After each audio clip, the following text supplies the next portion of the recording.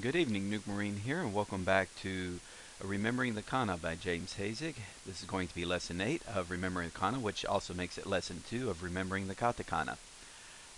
So we're getting closer and closer to finishing, getting oh so close to finishing the Kana books, in which case we can then move on to learning kanji, hopefully in a later video series. Okay, when we last left, let me just go and bring it up for you real quick. This is kind of like filling out. We filled out 1/6 of all these for the katakana. Um, and by the time we're not going to fill up too much today, we're only going to cover about 4 characters, so hopefully it's a fast lesson today. And then each of the following lessons will have about 9 characters each, so it'll take a little bit longer. And one of the things that he covered in the lessons in the book we've already covered concerning the voice marks, and we might get into the plosives and glottal stops will be covered in time. Alright, so let's begin. Now, last lesson, what it was is we covered katakana that looked very similar to its hiragana counterparts. And now what we're going to do, oddly enough, is going to introduce katakana that looks similar to certain kanji. Either a number kanji, and I think in kind of usually just number kanji. So let's start with the first character. Okay, so from hiragana, this is what we'll be teaching. Now, if you remember, this is ni, as a kneecap. The kanji that we're going to be talking about is for the kanji for the number 2. And the number 2 is kind of easy. It's just to imagine it's this short line and then a longer, the second line just a little bit longer. And that would be ni, for nichi. So in Japanese, the word for number 2 is ni. Ni. You also hear nichi, but it's ni. So ni, and just think for 2, ni, 2 lines. If it also helps, if you want to kind of say for similarities, just imagine you're drawing ko, but just imagine you're doing the ko portion. Think of the 2 lines you did for the comb portion of ni. In which case, there's the first. You're not drawing the cape, so you're just drawing the straight first line. Then the second line is the hairpin portion, what I describe as the hairpin portion of the comb. And very simple as that. So that's ni. So it looks similar to its ni hiragana counterpart. It also is the kanji for 2. Some words that use this.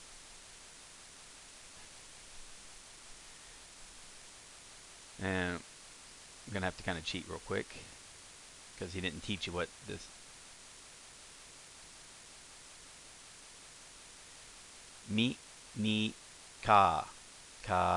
Mini car. And I'm doing that because we haven't learned me yet. We'll be learning that later on in the lesson. So probably not the best word to use as a sample.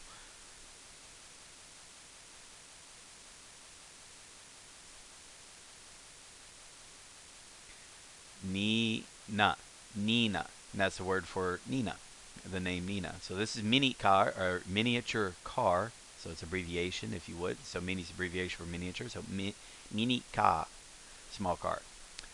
If we want to do a little extra, so mini ga, that's if we want to have it voiced. So that's first character down. Let's pause that and go on for the next character. Alright, and there's the first character down, and just to kind of point out right here, I have as ni, and then the smaller, kind of like combination version of ya, so nya, ni, ya, nya. Next character we'll be learning.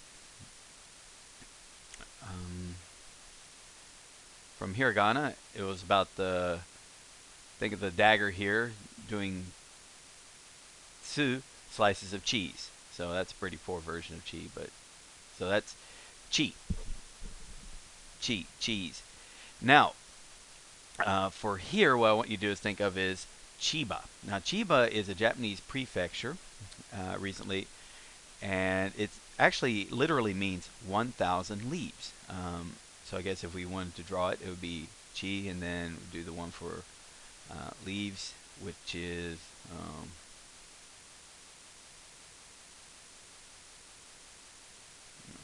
probably did that wrong. Wow, that's really ugly kanji. Alright, let's try this again.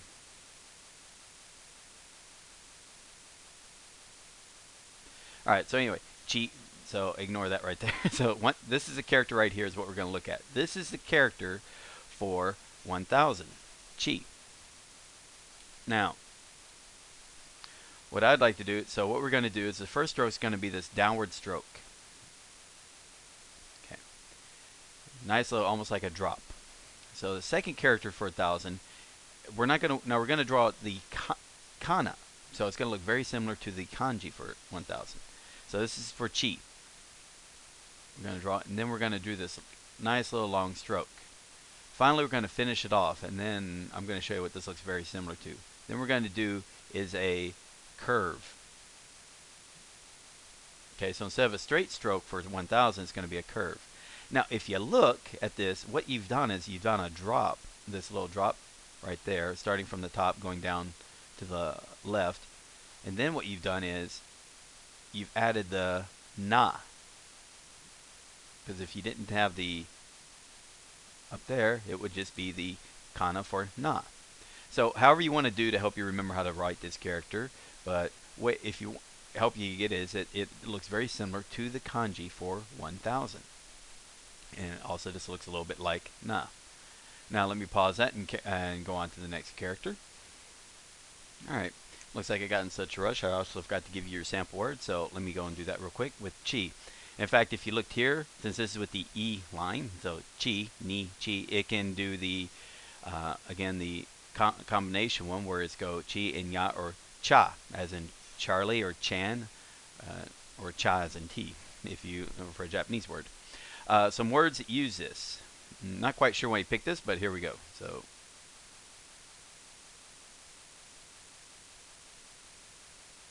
that's na chi, nachi, or for Nazi. Then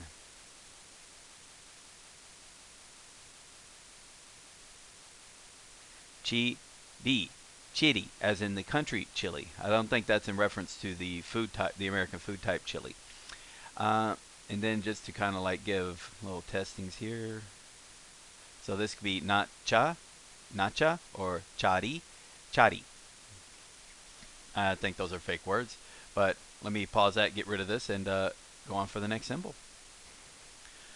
Alright, so right now in the book, what he did is, at this chat, he didn't actually teach he taught a symbol as in the voiced mark, Hazig taught, which is, ooh, let me get a different color here.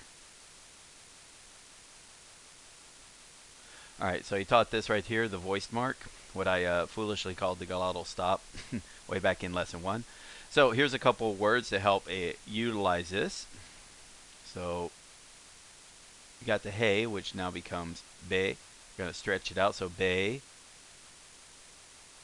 ka, bi, bakery, or bakery, bakery.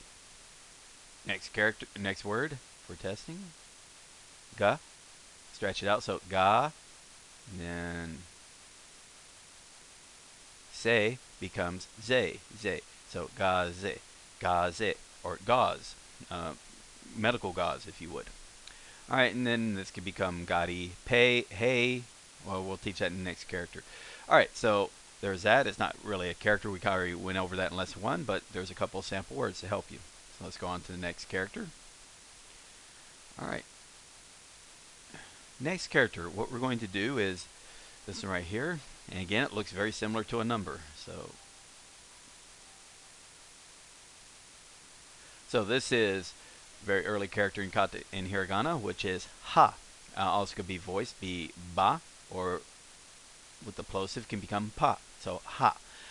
What we want to do though is it's going to look, the katakana looks very similar to the character they use for the number 8, or hachi.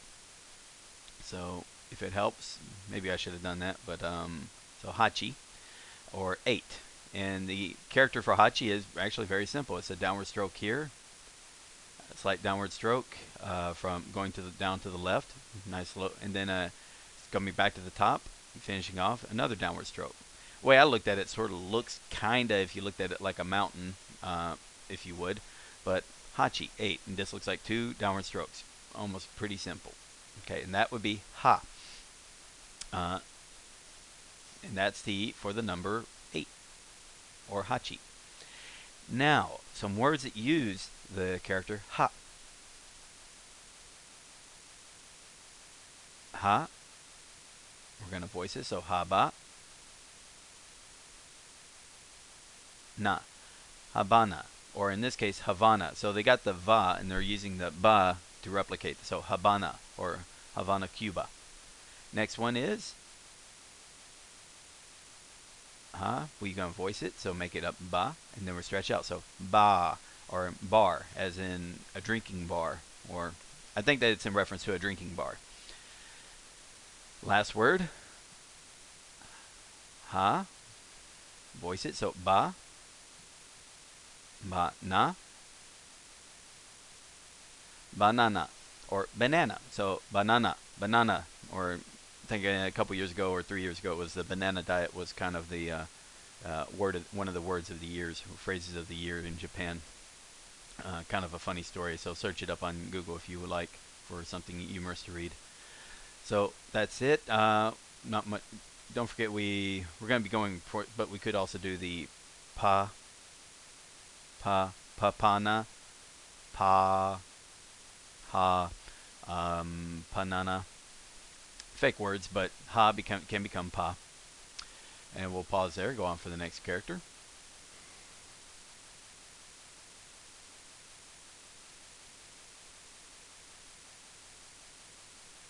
Okay, and welcome back. Hopefully that wasn't too long of a pause. I'll try to edit out if I made a mistake there. I thought I paused it. Anyway, what we have is the three characters. Next thing we're going to do is it's another character. It's the plosive mark. We already kind of covered it, but in this case we got a couple of it. It's mainly dealing with the h line, the h line, and so characters we know is ha and he. So let's do a couple test words. So we got ha. We're gonna voice it, or I'm sorry, make it a plosive. So pa, di, potty, or Paris, potty. Next word, hey. So we make it a plosive. So pe, stretch it out. Pe, ha, and make that pa, ha, pa, pe, pa, pe, pa, or paper. The type you write on. Paper. I thought it was pepper at first, but no, it's paper. Pepa. Potty. And simple as that. Let's carry on. Let's pause that and go on for the next character. And the last character for this lesson, like I said, it was a pretty quick lesson, but this one we're going to learn is